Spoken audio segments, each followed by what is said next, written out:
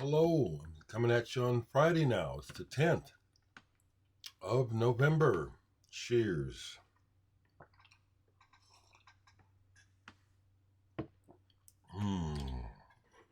Good way to start the day. It's early, it's Friday. 7:42 in the morning. Decided to get up. It's good to see LE back in the fold. I've been in here for a long time and people come and go. And sometimes some people just kind of, they're there so much that you kind of get used to them. Or, well, more it's like, well, when they're not there, well, you kind of miss them. Well, I hope they're okay. So it's good to hear from you, Ellie. Good to see your comments. Folks, thank you for listening. I got one sale. Come on now. Honestly, that music is good, isn't it? Thank you for the comments, the feedback. Thank you for listening and watching the videos. I could use more sales.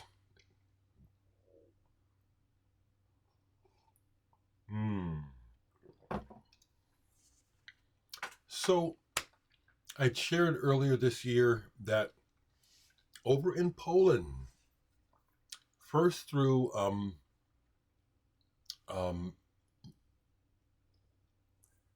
Anita buying records and sending me records from Poland. It's like a long distance friendship was developed that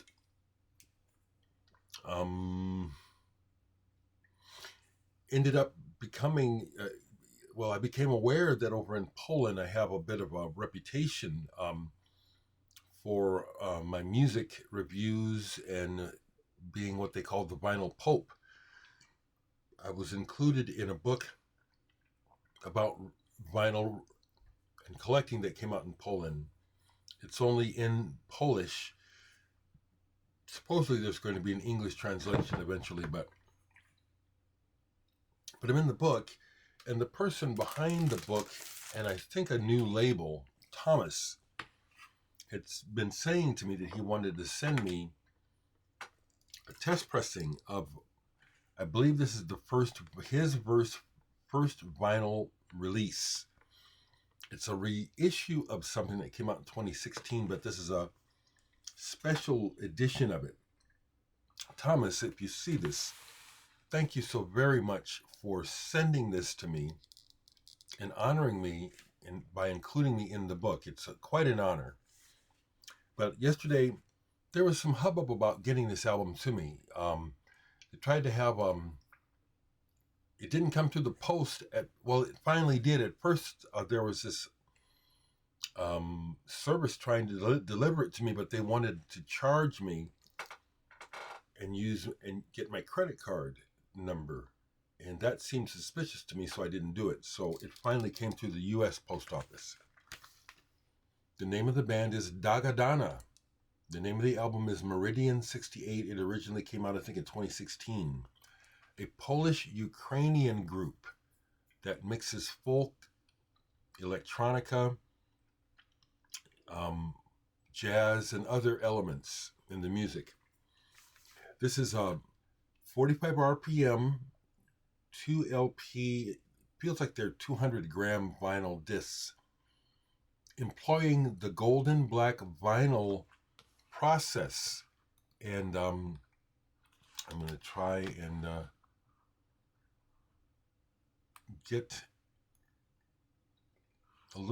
tell you a little bit about it, or at least ways read the blurb about it on Discogs on their site. So yeah, Meridian 68, Paul vinyl, golden black,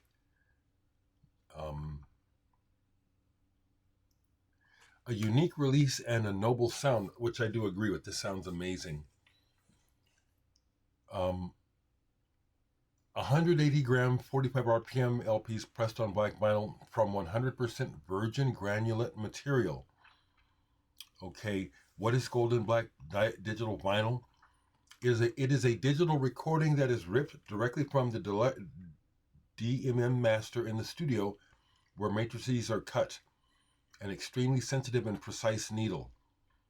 So this is the result is an audio recording that is unaffected by any subsequent processing, such as plating or pressing. So it's claiming pretty much that this is a very, very pure transfer of information. And I listened to this all the way through, and I listened to side 2 twice because one of the songs really caught me. The music, it's a beautiful pressing. I mean, it's super quiet. I mean, it's like, that's what I love about vinyl and a good pressing, is like listening to a good record and you hear that warmth. You hear it. I can hear the warmth of the groove being played. And except for very few anomalies like pops and ticks, I heard none on this. It's like, it's amazing. I'm listening to a record, and it's like, it's just pure music. And that was the experience of this. The music is wonderful. This is the sort of thing that I can't find in Omaha. Thank you, Thomas, for sending this to me. It's really, really interesting and unique.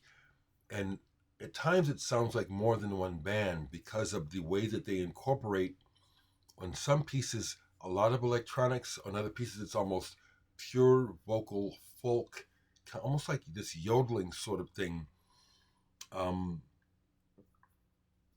The Voices of Bulgaria that we became familiar with through 4AD, as well as Lisa Gerard's way of singing, very similar to this.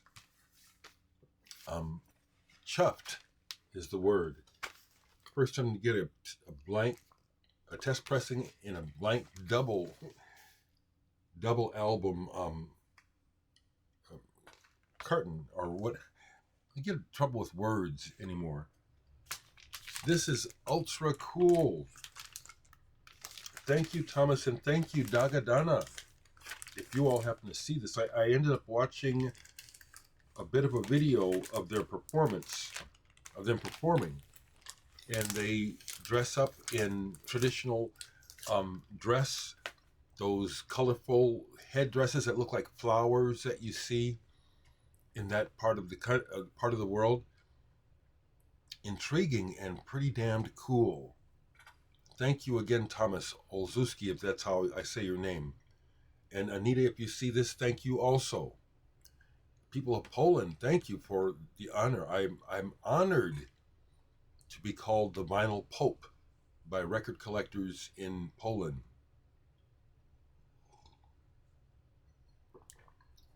Man, that coffee is good. Furnace just kicked on. It's a little cool today. Oh, it's only 28 degrees. Jeez. So,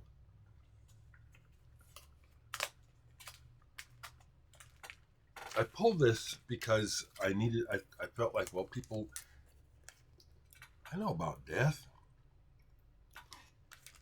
Knew about him before the documentary. I knew about death, okay? Oh, I should try to get ready for these things more. Afro Punk, have you heard of that documentary? You've heard of the term now. Afro Punk is it's a term now. Okay? There's a documentary about black people and punk music and the history of it. I have it. The director, the guy who made the documentary, came through Omaha. I forget his name. He came through Omaha on a tour showing it and discussing it. And I caught it here in Omaha. And when I met him after the showing, I shared with him my story. And he said, wow, I had no idea. you should have been in the movie RAF, Omaha, Sioux City, um, Council Bluffs, Des Moines axis. Um, yeah. So yeah, I know about death, and even more. So I'm part of this history. I'm part of the history of punk rock in the world. I'm happy. I'm real pleased about that. Some new viewer left a link.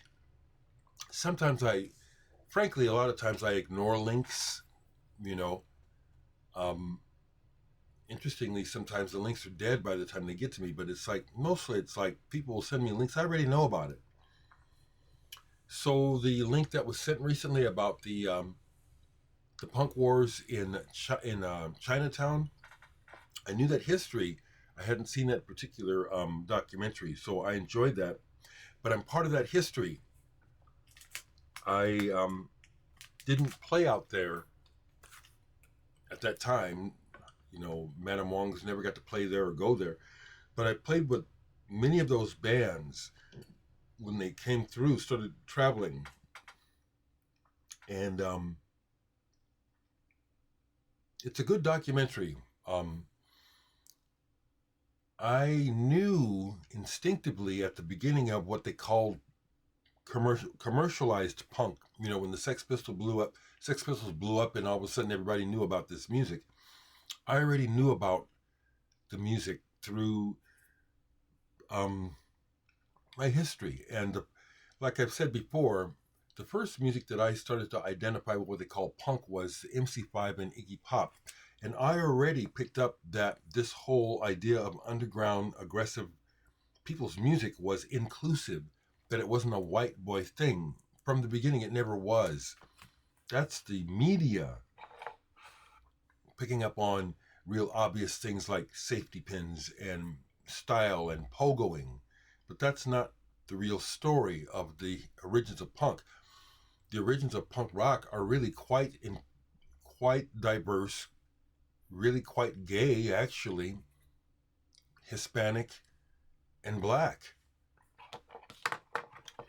One of the West Coast bands that was part of the first wave, the first wave of punk, who don't get talked about were significant. Code of Honor, Beware the Savage Jaw. I listened to this all the way through last night. I was kind of blown away. I hadn't listened to it in years. This is beyond punk. This is art rock. See, this is the San Francisco Screamers contingent. I get locations mixed up, so don't quote me, but I know that there's the Dills, the Bags, Controllers, Code of Honor, Weirdos. I played with these guys. John Denny of the Weirdos is a friend of mine. We're still in touch. I was really saddened when Dix, his brother, died. It means a lot to me that I got to play with those guys, but not just play with them, but to vibe with them as people afterwards, and to find out that sociologically and politically we're of the same heart and mind.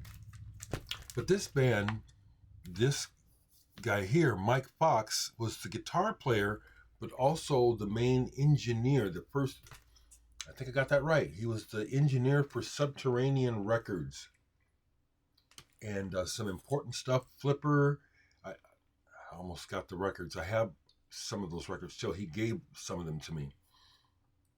He was the engineer who recorded a lot of this stuff. He recorded a Screamers gig. The Screamers never put any records out back in the day. Mike Fox ended up in Omaha. I forget when it was. Was it the 90s or the 2000s? But he ended up here to clean up off of drugs. And we, through our reputation, RAF, I say we, that's what I mean when I say we. Through our reputation, he connected with the band and me, and he and I became very close. I hope I still have the tapes. They might have been stolen. I have some tapes of some pretty avant-garde jams that he and I did at my house. But This band was in on the ground floor of everything with the germs, all that germs. See, Dick Bowles, these people, many of them I've hung out with, and back in the early day when they'd come through, and I'd be talking to one person, and I'd like Don Bowles. I never talked to him, but I partied with him, and he was with personality crisis. This is a dynamite album, and really proud to be a part of the history of rock music, punk, whatever you want to call it. Real proud of that. What else down here? I have some other records down here. Okay. Okay, so yeah, let me just show. I've been doing this, and well, this is what I do. It's one of the pleasures of being retired and not having to work is choosing what to do with my time in the day, and then being able to leisurely listen to music or watch TV. Mostly it's listen to music. So yesterday I listened to from the Mars Volta, Omar Rodriguez Lopez, Absence Makes the Heart Grow Fungus. He's put out a bunch of solo stuff, and apparently there's a box set of it coming out with a ridiculous number of records, which of course I'm not going to buy. But I love he's all over the place stylistically and does a lot of things. So like this album is very sound oriented, a lot of messing with the sound, with effects boxes. There's some tape manipulation going on.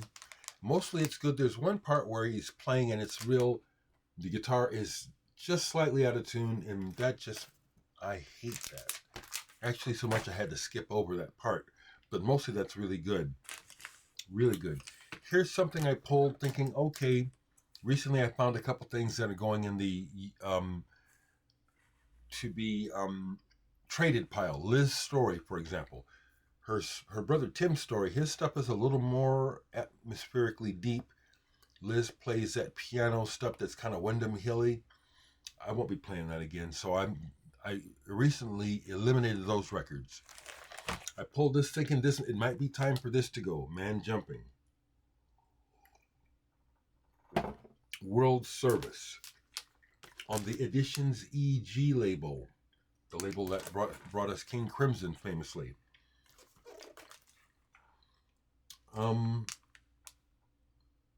Alex Balinescu. So what we have here is cool, somewhat jazzy, contemporary instrumental music that takes ethnic influences and tries to take it outside of just that. The album starts off so-so. Like, that's why I was thinking, but I went ahead and let this play. I didn't end up playing it all the way through. This is good. It is somewhat hindered by the real obvious 80s production. The DX8 or 7, whichever that keyboard was, that was really popular. That's all over here, and it's a little clunky sounding. But as the album played, the arrangements and the ideas that they were sharing started to come to life, and it's like, ooh, this is good. I have another Man Jumping album, so that's a keeper. Those are keepers. This was another one where I just pulled it because I was in that section near L and M. Hadn't played it for a while, so I just said, okay, put it on. Loop, Gilded Eternity. Well, I like Loop anyway. I knew that I like this band, but it's been years since I played them. Grinding, psychedelic. I mean, that word is overused, but it cerebral, sonic, and really repetitive. They do a cool version of Mother Sky by Can, not on this, but I have it. This is really good, and it just grinds along, and it's a cool soup of sound. a soup of sound. How's that? So those are what I played. Also, I have these techno and records, like I said, that I bought years ago. And every now and then I'll pull them. And this is one that I really like. It's a double 12-inch 45. Data Punk. There's no cover. I think the artist is Gregory Treshor. I think that's the artist's name. And 2 of the 4 sides of this are really good. And the other sides are just obviously for when you're off your head on drugs dancing. The 2 sides are very listenable. So I enjoyed that. I've been thinking about some records that I just, want to remember to show and talk about for a number of reasons. And here's one. I almost pulled the others, but I just pulled this one. From the 70s, Jam Factory. Take a look at that art.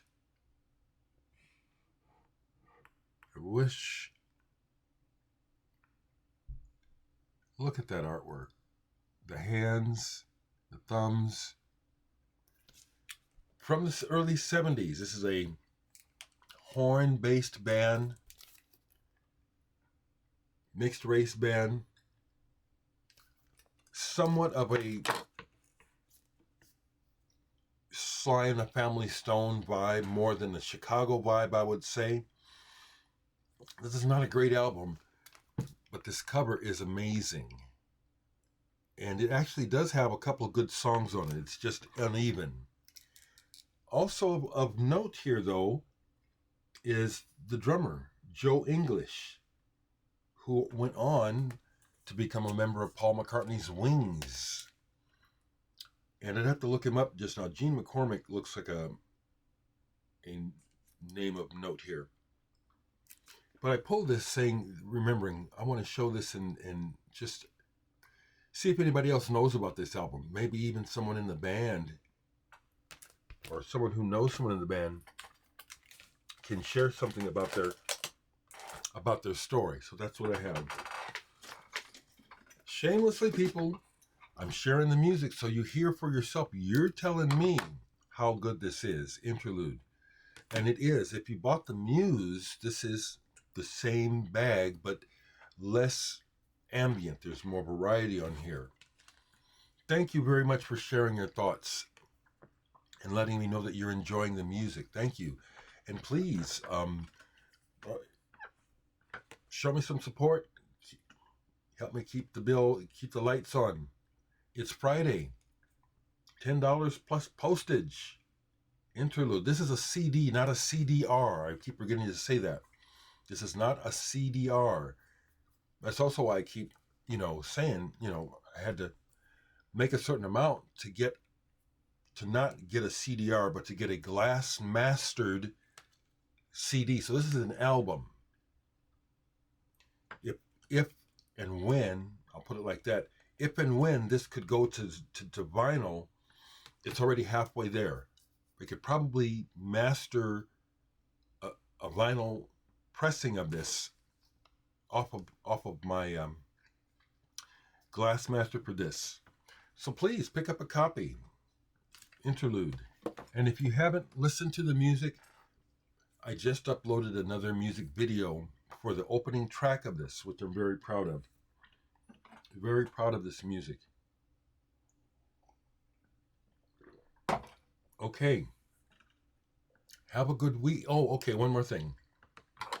On Instagram tomorrow at 1 o'clock my time, Central Standard, I'll be on Instagram with a fellow who runs, I think it's besides Facebook, I think it's an actual website, The Black History of Rock and Roll.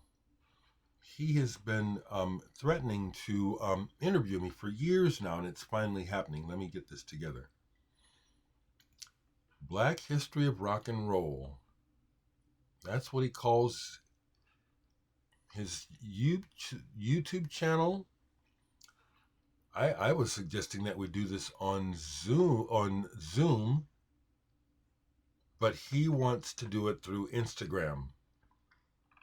Anyway, I'm looking at his site here. I really hadn't really paid much attention to it because I see most of his posts on Facebook, where he does a lot of posts on a regular basis about historical black people in music. So we're finally going to be doing a visit, interview, whatever you want to call it, tomorrow at 1 o'clock Central Standard Time on Instagram.